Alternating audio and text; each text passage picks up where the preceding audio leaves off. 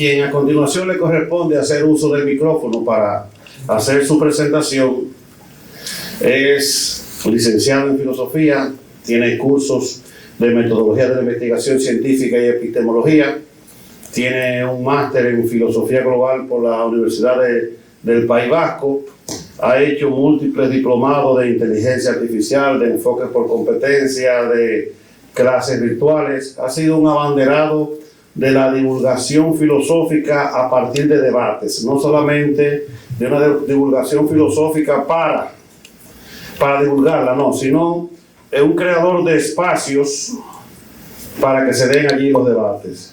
Ha sido un forjador y desde diferentes ámbitos y campos ha sido un luchador por la pobreza, o sea, en contra de la pobreza, buscando siempre la forma de que haya una posibilidad de ayuda a las personas que así lo ameriten a través del cooperativismo. Se ha dedicado por completo al estudio de los problemas morales.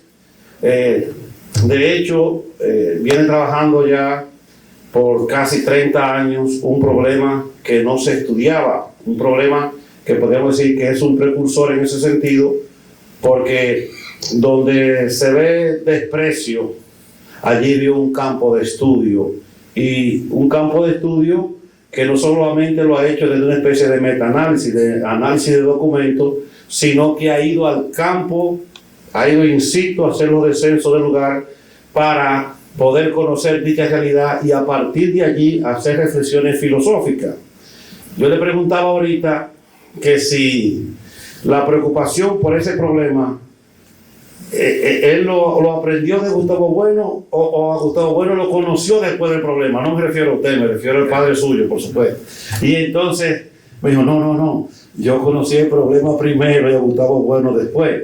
Y ahí se da entonces una especie de coincidencia donde este gran pensador Gustavo Bueno tiene toda una fundamentación teórica y una reflexión de la cual también él ha enriquecido su investigación. El tema al que me refiero es si un individuo que viva en una situación de extrema pobreza, ¿cuál es la condición de los problemas de los valores morales allí? Si se le puede exigir o analizar igual que a un individuo que esté en otras condiciones.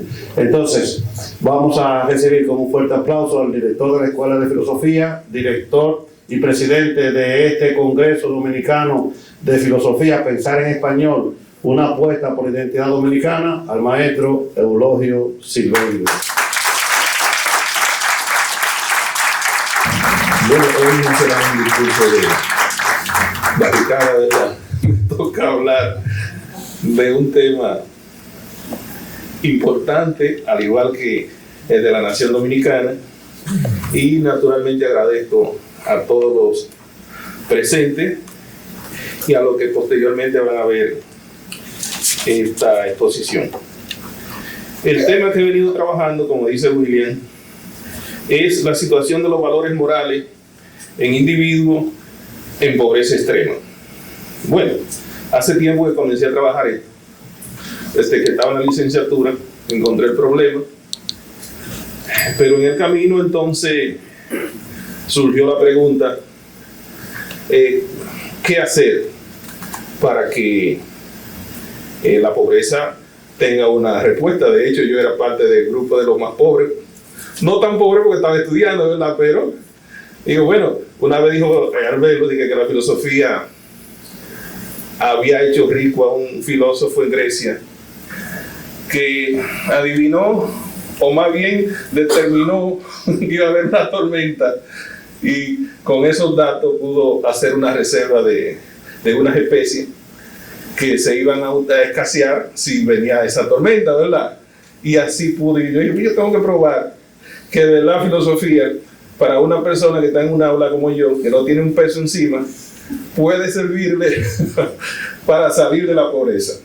Entonces, en ese camino surgió la idea de la cooperativa. En el camino de investigar la pobreza, una de las soluciones que se proponen, precisamente la educación financiera, lo que decía Amartya Sen, de aprender a gestionar. Aprender a gestionar tu propia cosa, organizar.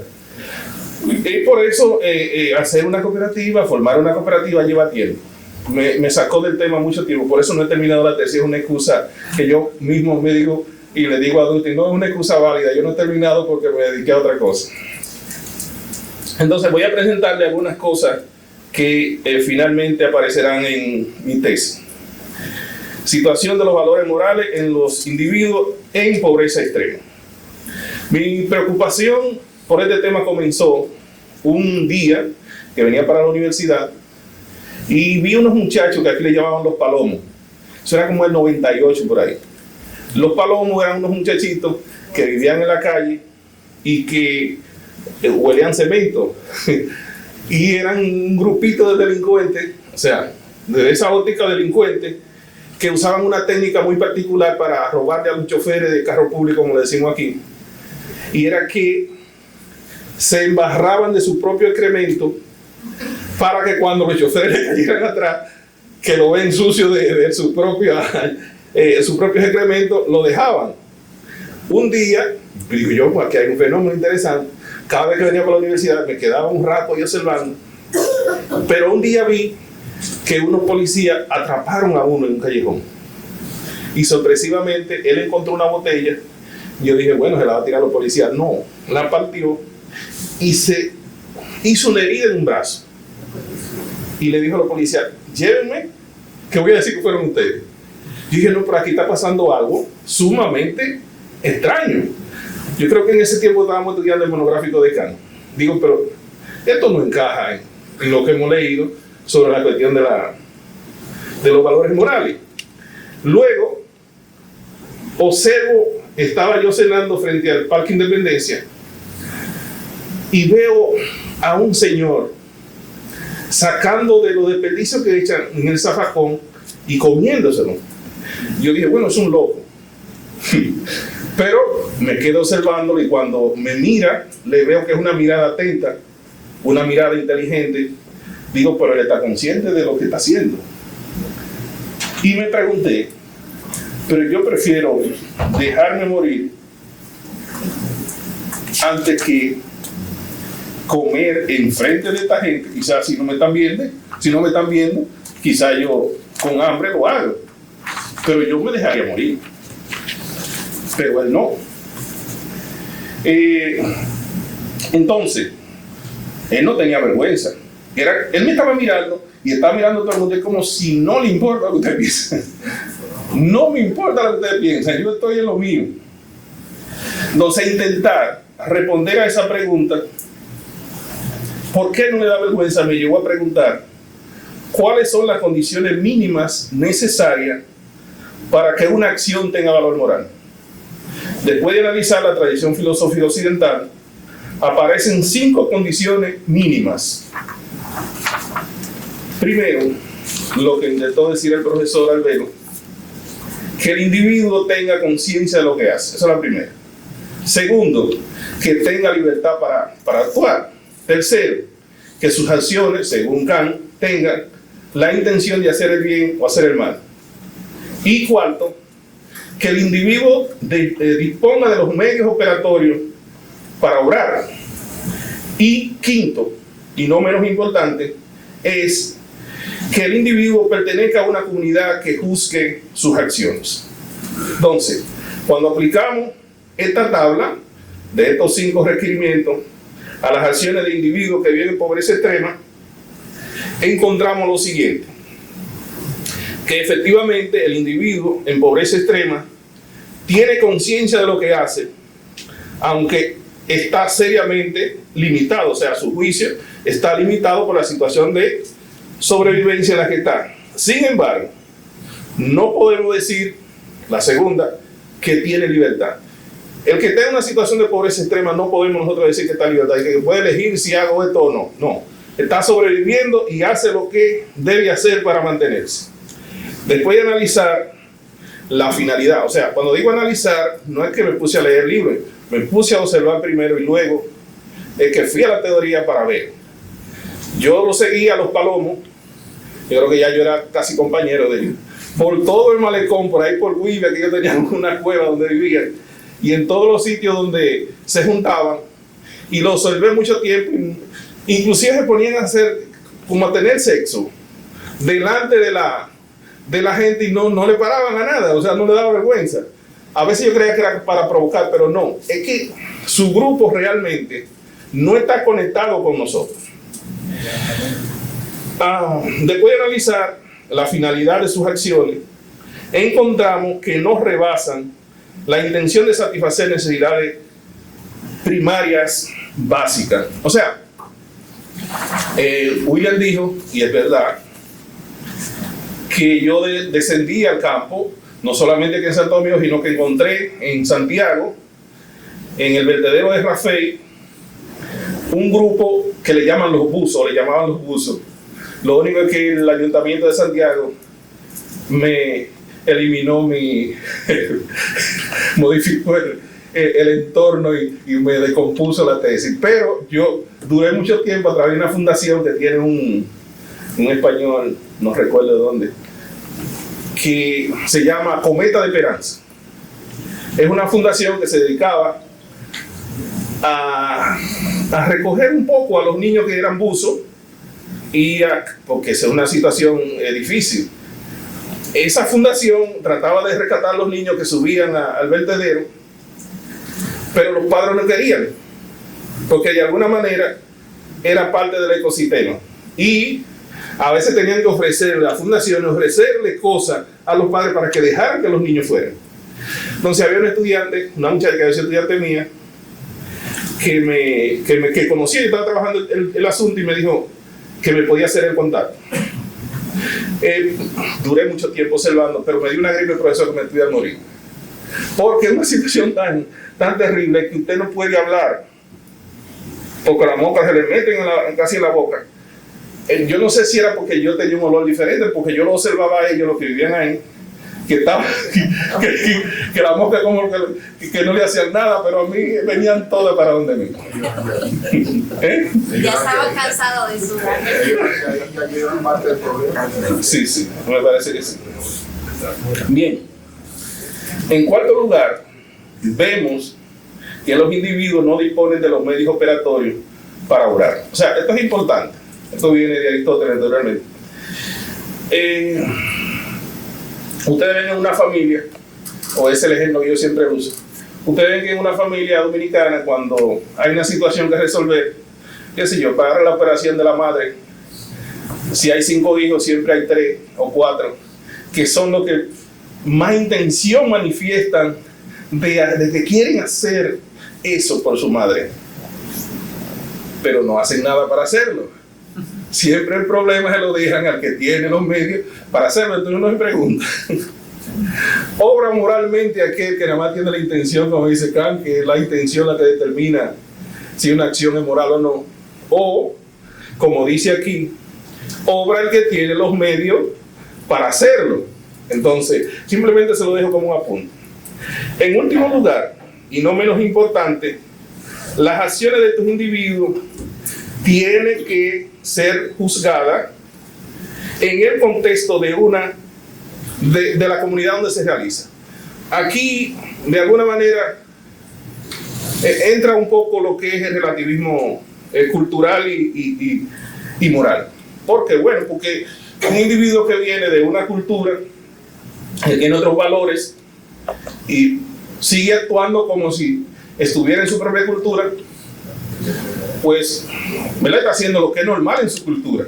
Por eso decía yo en un programa que tuvimos, donde alguien intentó promover la idea del multiculturalismo. Digo, no, eso es bello, pero en la poesía. Pero en el contexto de una nación política, de un Estado-nación, eso es totalmente imposible y improcedente. Porque un Estado tiene que tener un conjunto de leyes que deben aplicarse a los ciudadanos, a todos. Y no dejar, por ejemplo, que un musulmán, porque en su cultura se casan con niñas de 9, de 10, de 12 o de 15, que él pueda venir a vivir aquí al lado de mi casa y que se enamore de la hija mía de 9 años y que porque él es musulmán se lo permitan, mientras que a Pedro, que se enamora de una de 17, que es dominicana lo meten preso a 30 años. No puede ser. En el contexto de un Estado-nación, no. De una nación política, no es posible.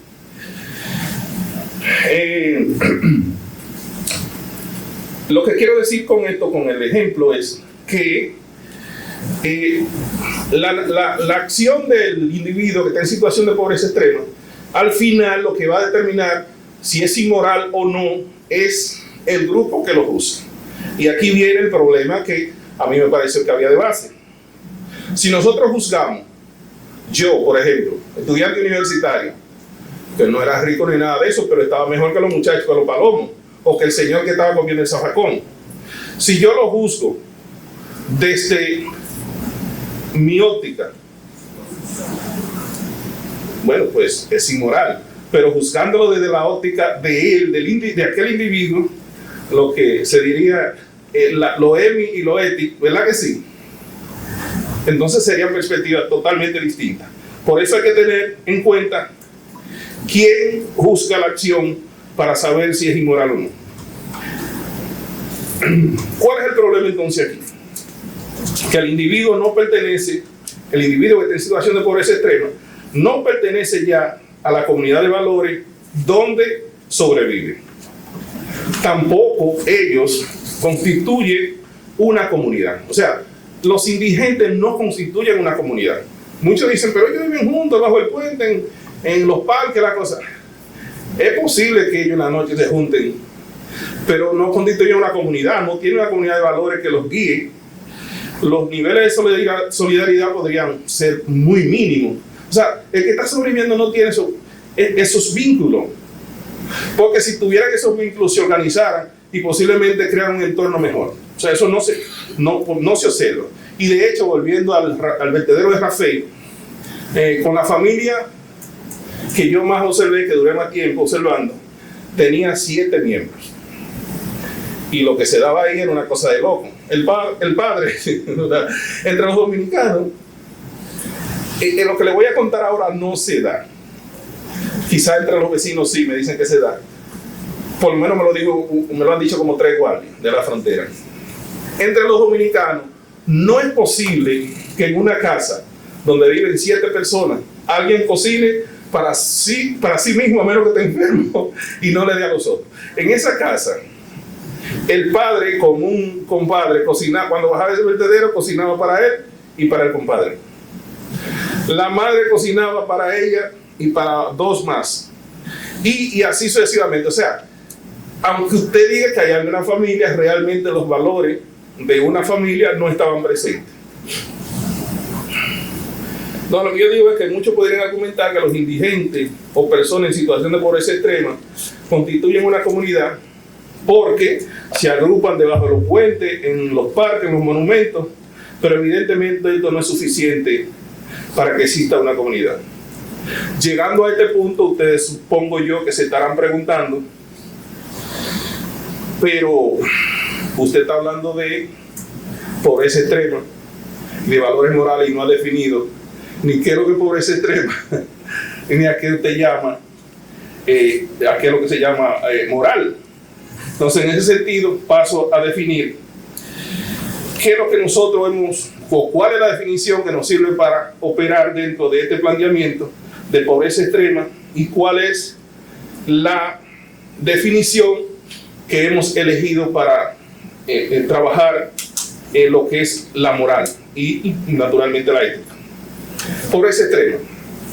Como ustedes saben, existen definiciones políticas de pobreza extrema. Cada estado, de acuerdo a su nivel de desarrollo, su estado de bienestar, define lo que es pobreza y por ahí tiene una línea de pobreza extrema. Lo que está por debajo es pobreza extrema. Por ejemplo, un profesor del País Vasco, pobreza extrema estaba hablando, dice, sí, en Alemania, pobreza extrema, que gana menos de 750 euros. Digo, profesor, 750 euros aquí. Hay que tener 2 maestrías para usted ganar. 750 euros aquí. Hay que tener 2 maestrías para usted ganarlo y es un sueldo casi de lujo. Así que esa medida no me sirve. Porque cada estado define eso como puede, como quiere. Por otro lado, hay una medida que todos conocen que es la del Banco Mundial, también el PNUD, hacen definiciones que terminan siendo relativas. Por eso, la del Banco Mundial, ustedes saben que en la década de los 80 hicieron un esfuerzo por hacer un estándar, lo que se llama una línea internacional de pobreza. Y habían definido pobreza extrema a partir del umbral monetario. Habían establecido primeramente que estaba en situación de pobreza extrema el individuo que conseguía $1 diario. Ajustaron eso a la paridad estándar, y posteriormente lo revisaron en 2005 y lo subieron a $1 con 25, $1 con 25 centavos. Luego lo revisaron en 2011 y lo subieron a $1 con 90 centavos. Luego en el 2017 a $2 con 15 centavos. Y finalmente en el 23 lo subieron a $3 diarios. Calculado igualmente en $1 que ellos le llaman internacional. ¿Por qué se llama esta medida? Específicamente esta medida. No es porque asuma esa medida como definición, sino porque tiene un elemento importante. ¿Cuál es? Que ellos calculan para fijar ese $1 con 15 centavos, esos $3, es la cantidad de calorías que se puede comprar con esos $3, cantidad de calorías. Entonces, ahí viene. La definición de pobreza extrema que yo utilizo es la biológica. La biológica.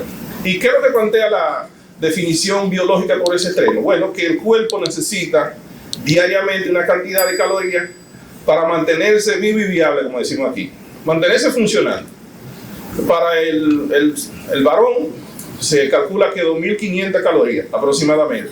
Y para las mujeres, aproximadamente, depende del cuerpo de la mujer también, 1.800 calorías para mantenerse funcionando. Charo, supongo yo, necesita 1.500 solamente, ¿verdad? Bueno, es una medida importante porque me está hablando de algo que es real y que no está sujeto a interpretaciones. Es un dato que no está sujeto a interpretaciones.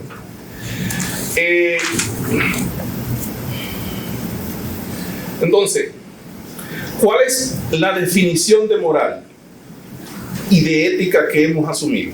Aquí viene, y viene la pregunta de William. Creo que el profesor Gustavo Bueno William, en vez de servirme de ayuda, me sirvió para retrasar mi tesis, porque yo tenía todas mis cosas amarrado antes de conocer su teoría, pero al conocerla he tenido que baratar todo y comenzar de nuevo. O sea, aquí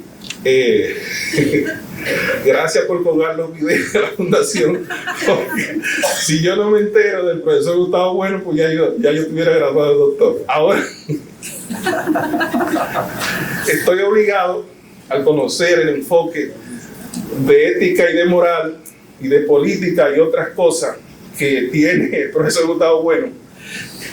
Lo hago no porque sea una religión, que sea un sentimiento religioso, sino porque los planteamientos son objetivos, están basados en cuestiones materiales.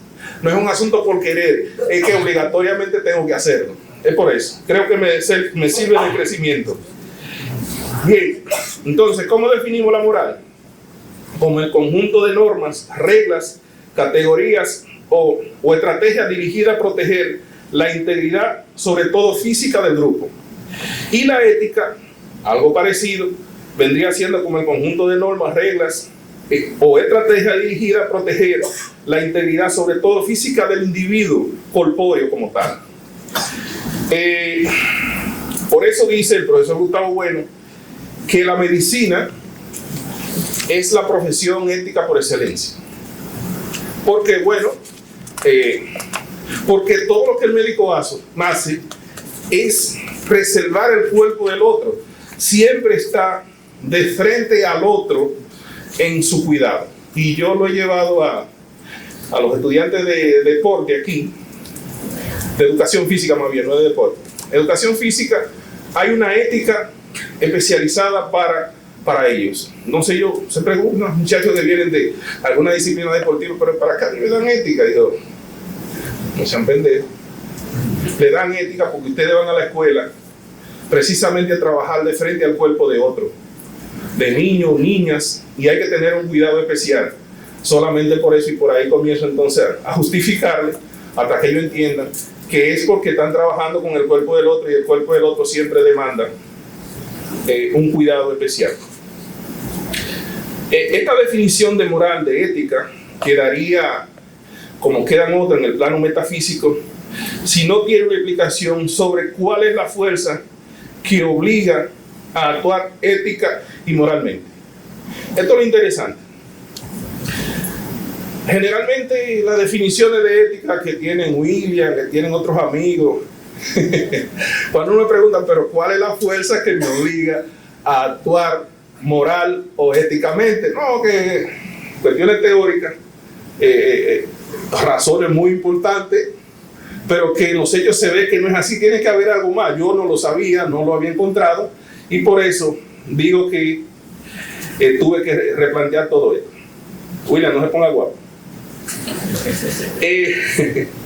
Contrario al enfoque tradicional, estoy hablando del enfoque del profesor Gustavo Bueno, el profesor Bueno plantea que las normas éticas y morales se aprenden corpóreamente a través de la repetición, la educación, la disciplina, el trabajo, el lenguaje y los gestos. O sea, es un asunto que se aprende corporalmente. Verán, porque le voy a dar un ejemplo. Bueno, él mismo tiene un ejemplo, pero yo lo quise aplatanar. Él dice que un músico desarrolla una memoria muscular para tocar el instrumento. El sujeto, él dice, así mismo como un músico desarrolla memoria muscular para tocar su instrumento, el sujeto moral incorpora hábitos de acción, reacción, que se vuelven automáticos, inscrito en su sistema nervioso, neuronal y hormonal. Entonces, aquí viene el aplatanamiento de ese. Los dominicanos diríamos aquí que el camino de la boca no se pierde.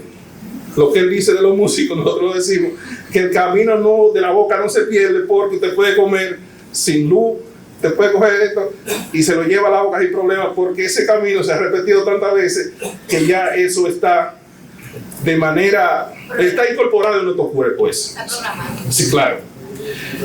Bueno, el camino de la boca no se pierde. Entonces, esto queda confirmado, o sea, lo que dice el profesor Bueno, queda confirmado.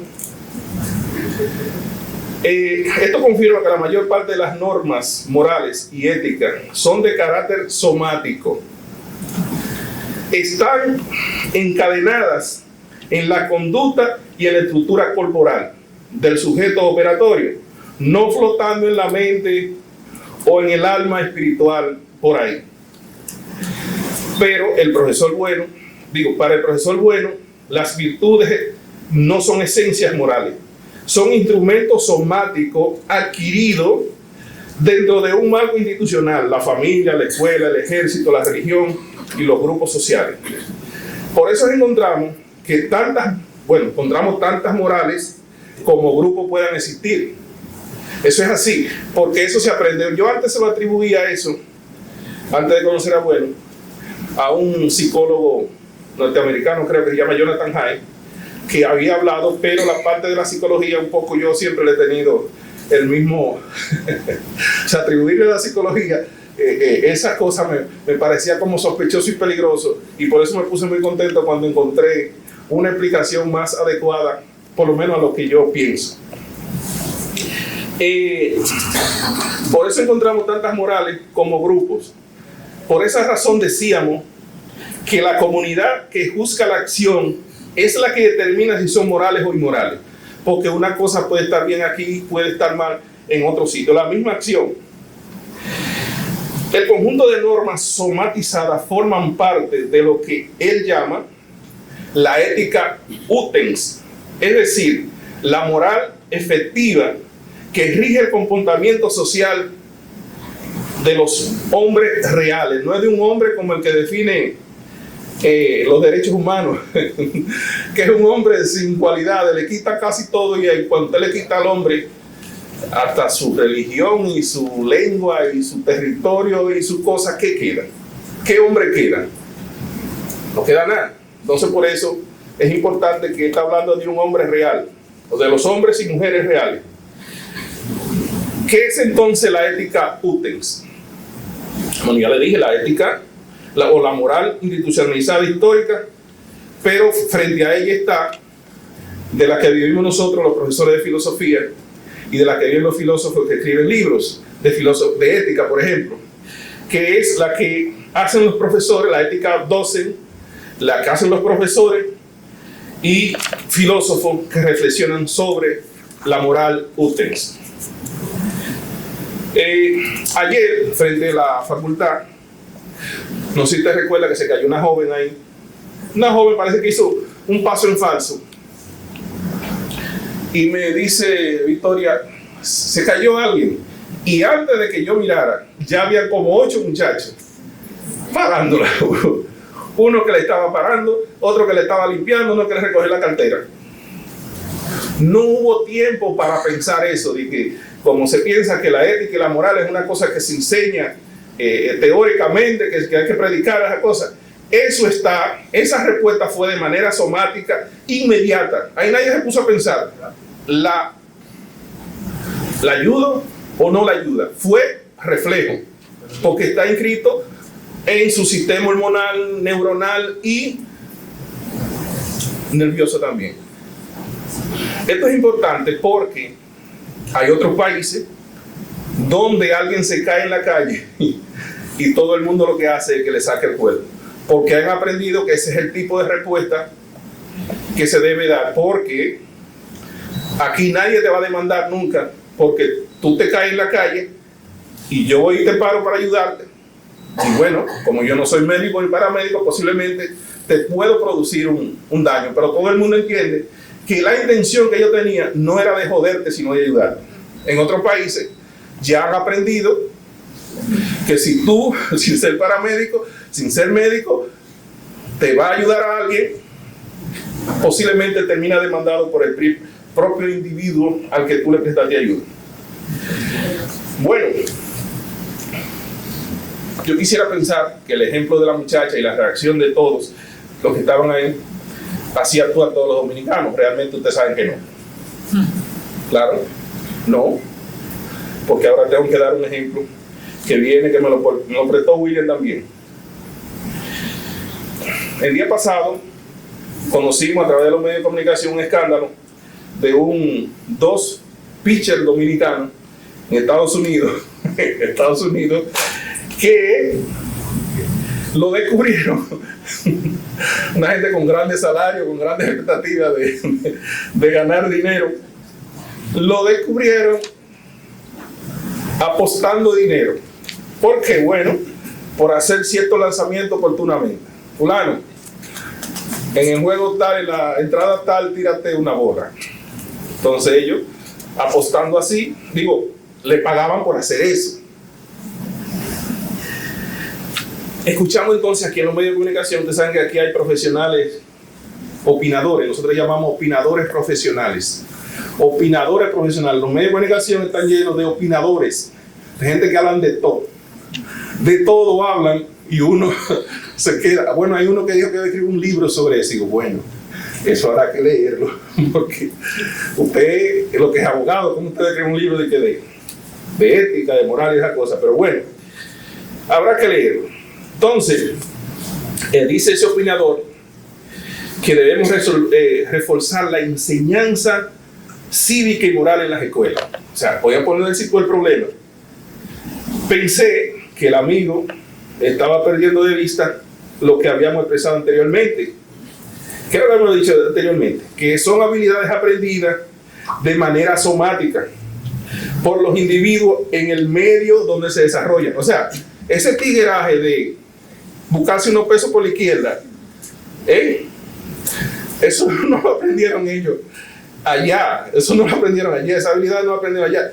Esas habilidades, no es que ellos sean brutos, como dicen, pues él dice también, son brutos, poco inteligentes. No son brutos ni poco inteligentes. Es que hacer trampa para ganar unos pesos por la izquierda no es malo, ni mucho menos para ellos. O sea, para esos muchachos que se socializaron en ese tigueraje de buscarse unos pesos por la izquierda, de evadir las reglas, para ellos no necesariamente es malo buscarse unos pesos por la izquierda, sobre todo si se trata de joder a unos gringos que privan en saber más que todo el mundo. O sea, es una cosa que se aprende aquí, porque lo aprendieron desde aquí. No crean que ellos allá lo corrompieron y nada de eso. No, son tiguerajes que se llevan, que lo aprendieron, una actitud, vamos a decir, reflejo. Finalmente, ¿qué es lo que queremos decir? Que las acciones de los individuos en situación de pobreza extrema, tal y como hemos definido la pobreza extrema, no poseen valor moral. Eso es lo que al final queremos decir y queremos probar. No sabemos si al final se logra, pero algunos, por lo menos unos cuantos jurados, vamos a convencer de que es así, o que lo menos que el intento de nuestro planteamiento está bien hecho, porque al final lo que las universidades buscan es que esté bien argumentado. En primer lugar, porque no poseen la libertad para elegir. O sea, el que está a modo sobrevivencia, el que está con miles de calorías atrasadas, con un hambre permanente, funcionan los instintos. ¿Y cuál es el instinto? De autopreservación. Autopreservación. Entonces, tiene mucha importancia ahora el asunto de que hablaba de lo somático. Así como nosotros aprendemos esa actitud reflejo de ayudar, pues se da el proceso contrario. Si usted está pasando hambre permanentemente, con necesidades insatisfechas, pues vas aprendiendo las otras habilidades. ¿Para qué? Para sobrevivir.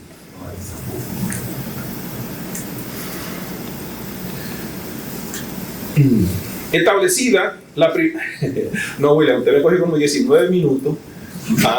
Por lo menos usted va a tener que escuchar hasta el final. Ya estoy terminando, sí. Establecida esta primera condición, deberíamos no hablar más del asunto. O sea, un individuo que no tiene libertad para elegir, que no tiene libertad de acción, entonces todo lo que haga no se puede juzgar moralmente. Porque habíamos dicho que la libertad es una condición indispensable para que una acción tenga valor moral. Por esto decía Aristóteles que los esclavos, ni las mujeres, ni los niños, ni los enajenados mentales tenían ese asunto de la ética o de la moral.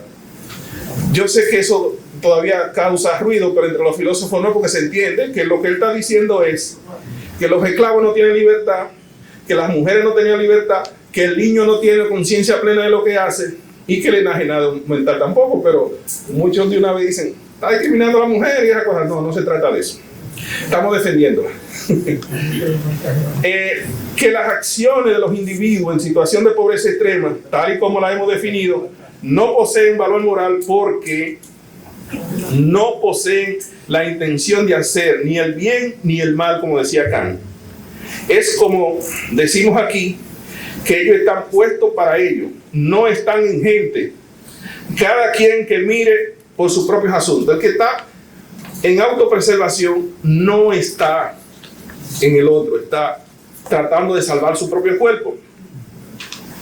Que las acciones de los individuos en situación de pobreza extrema, tal y como lo hemos definido, o sea, no es otra definición, no poseen valor moral porque el individuo carece de los medios operatorios, como ya habíamos señalado. Que las acciones de los individuos en situación de pobreza extrema no poseen valor moral porque sus acciones no pueden ser juzgadas por la sociedad que le permite vivir de sus zafacones. Un punto clave.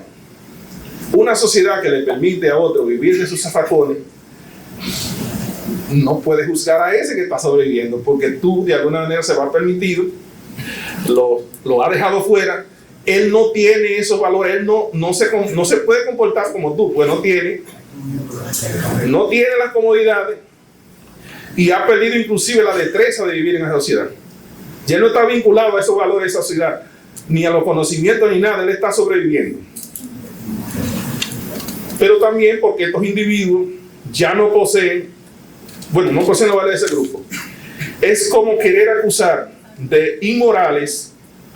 Aquí viene, como se dice aquí, diste mucha vuelta y al final terminaste lo mismo. El cuento del elefante, la lombriz. Un estudiante que no sabía en biología, algo así, en biología, había que explicar unos animales, él se aprendió la lombriz y el profesor sacó el elefante y él dijo, bueno, pues está bien. Dijo, el elefante es un animal grandote, unas orejotas así, una trompota, pero al final tiene una colita que le parece una lombriz. Y a partir de ahí hizo la explicación, la lombriz. Entonces, yo voy a hacer lo mismo. Es como querer acusar de inmorales a dos haitianos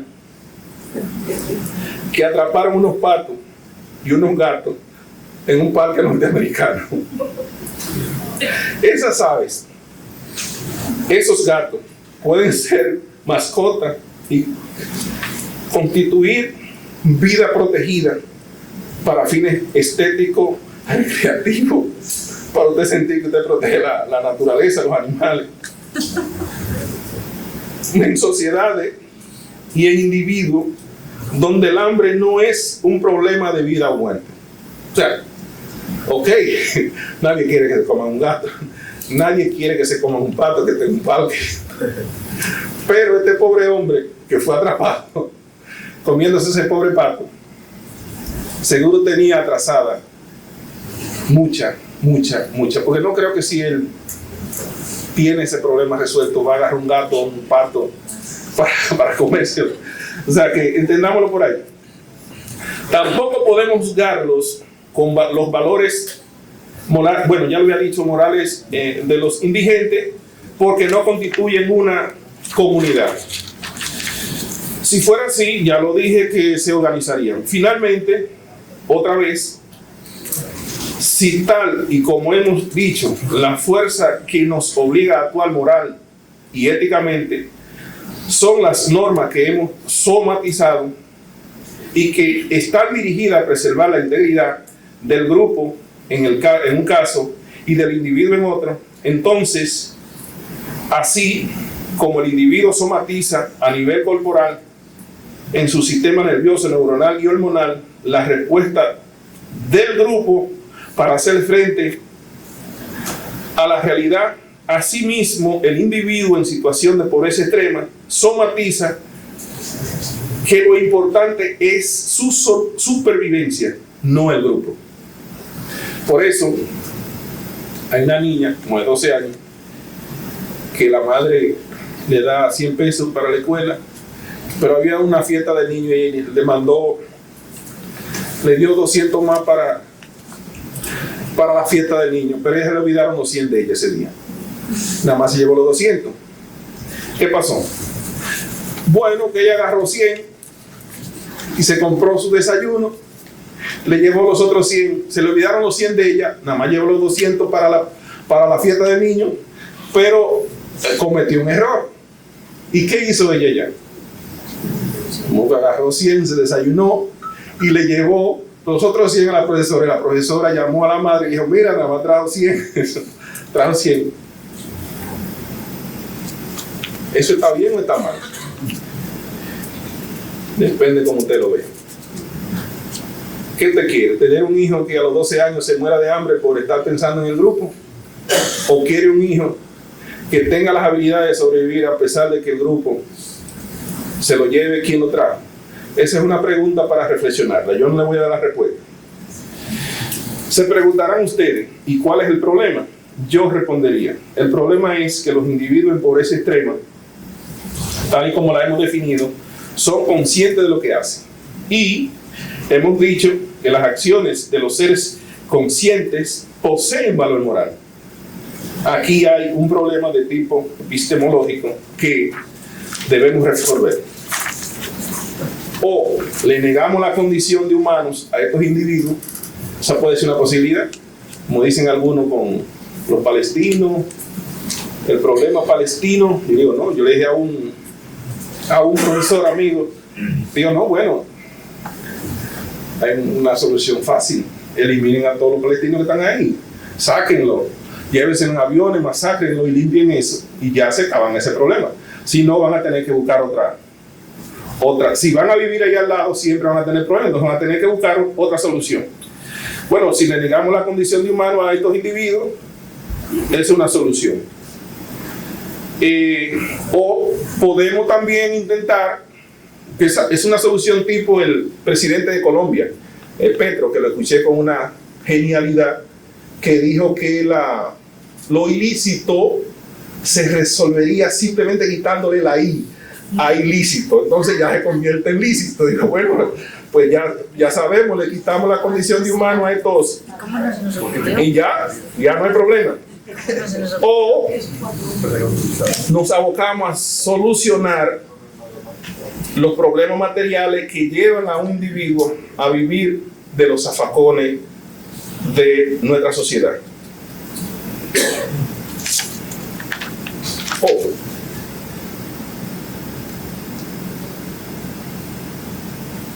Bueno, era un comentario, pero yo creo que ya ustedes lo saben. Como ustedes pueden ver, la ética y la moral en muchas ocasiones pueden, bueno, como lo definimos, ética apuesta por la preservación del individuo, sobre todo el cuerpo del individuo, y la moral por la preservación del grupo. Entonces, como se puede ver, no siempre la ética y la moral coinciden en los propósitos, los intereses, la finalidad. Entonces, en este sentido, creo que se ven bastante reflejados. No digo más. Muchas gracias.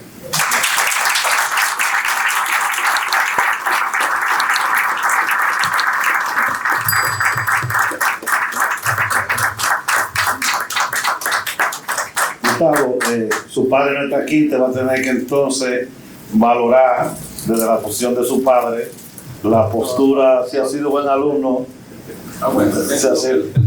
Bien, tenemos para una sola pregunta. Axel y bueno, tener que dar dos. Y Marcos. Axel. Vamos a hacer las dos preguntas juntas y después te responder las dos preguntas. Pues nada más que una pregunta, nada afianzar lo que dijo el señor director, además agradeciendo la generosidad que el señor director hizo, porque al tener esa generosidad con nosotros, de contarnos su trayectoria doctrinal y filosófica. Eso es muy valioso, maestro, porque no se suele comentar en sus entornos. Entonces fue una generosidad que usted tuvo con nosotros extraordinaria. Y nada más una nota, justo dentro de la filosofía moral de Bueno, en donde pues nada, se toma la posición kantiana como la posición absoluta, pues yo creo que la de Bueno resulta otra postura que se confronta con la kantiana, justo en la obra El sentido de la vida, que es un tema recurrente, en una parte que se llama Ética, Moral y Derecho. Bueno, explícitamente dice lo que usted nos acaba de decir, maestro, abriendo comillas un poco en paráfrasis, viene a decir que es fundamental que el individuo cubra unas necesidades básicas mínimas para que pueda tener una vida ética, precisamente. Entonces, nada, maestro, simplemente que justamente la tesis de Bueno se coordina perfectamente, o se ha ejercido precisamente esa tesis ahí. Muchas gracias, doctor. Muchas gracias, Salud. Profesor Olotti, hablando de la dignidad del ser humano, que no se le puede negar, pero yo creo que antes de ser ciudadanos, nosotros somos seres humanos. Y si el hombre es lo que es por ser cooperativo, ¿cómo sobrevive el individuo y no sobrevive el grupo?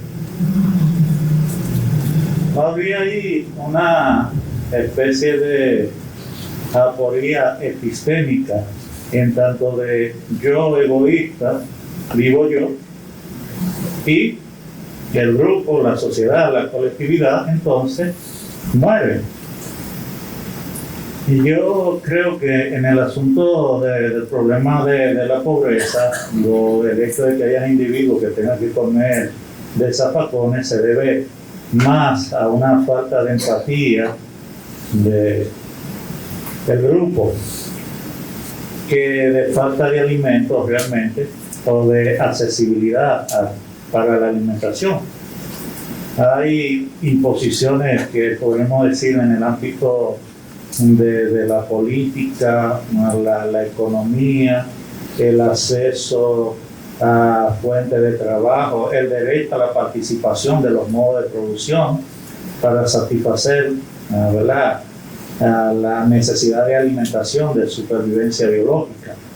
Pero entiendo que sería eso una especie de aporía decir que una moral individualista debería sustituir o se antepone a lo que es una moral colectiva, porque el ser humano no se hace solo. El ser humano no se hace humano solo. Somos humanos en tanto encontramos el reconocimiento, ¿verdad?, la empatía, la solidaridad del otro.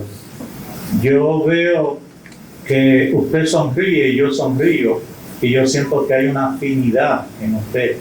Yo veo algo que lo identifica a usted conmigo. Usted llora y yo lloro y yo noto que hay algo que nos hace común a nosotros. Entonces, antes de ser ciudadano, el ser humano es humano propiamente dicho. Entonces, la pregunta es esa: ¿cuál sería la conclusión o la salida a esa aporía que entiendo yo en términos epistémicos que usted nos ha planteado?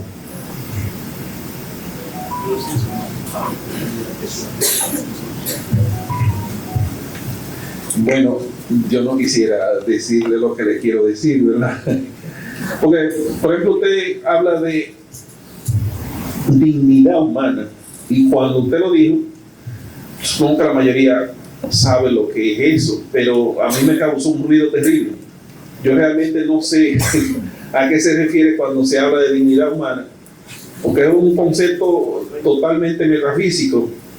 Bueno, Franklin está allá y él recordará que hace un tiempo él me hablaba con tanta firmeza de la dignidad humana y yo le pregunté, pero ¿en qué se fundamenta eso? No, que el ser humano tiene dignidad por el hecho de ser humano. Y yo, si las piedras, si pudieran hacer su discurso, dirían que las piedras tienen dignidad por el solo hecho de ser piedras. No sé, ese asunto de la dignidad humana es una cuestión metafísica, aunque en mi trabajo de tesis yo no pretendo dar soluciones. Como dijo Sharon, creo que antes de ayer, el jueves, mucho hacemos los filósofos con señalar el problema. Lo que estoy señalando es un problema. Ahora, la solución vamos a dejársela a los científicos, ¿verdad? Que sí, que planteen solución. Yo le estoy señalando un problema, que si tengo razón en ese sentido, que es un hecho nuevo. Lo de la pobreza extrema es un hecho nuevo. Por eso quizás Hegel no lo pudo pensar ni lo pudo pensar Kant. Tienen que pensar los filósofos de este tiempo.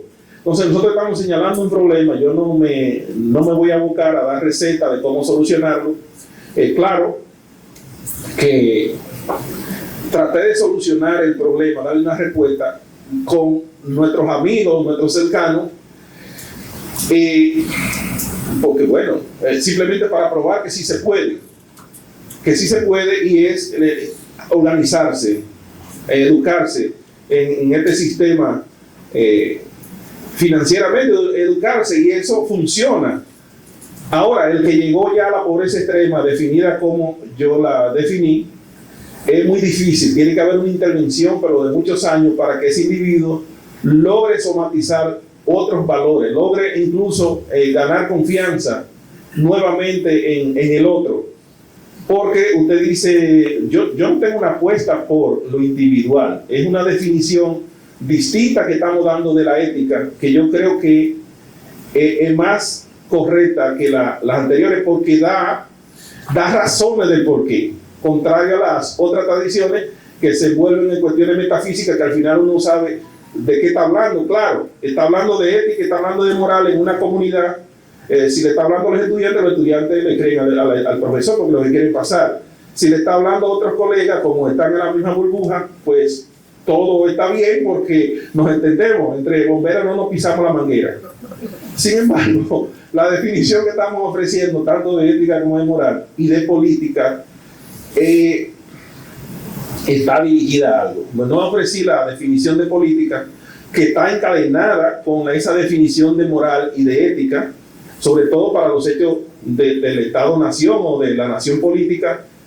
En un texto, Osvaldo, que tenemos por ahí, que no se ha publicado, nosotros trabajamos el concepto de ética, moral y política, tomada del profesor Gustavo Bueno, y la aplicamos a la realidad de nuestros vecinos que están aquí.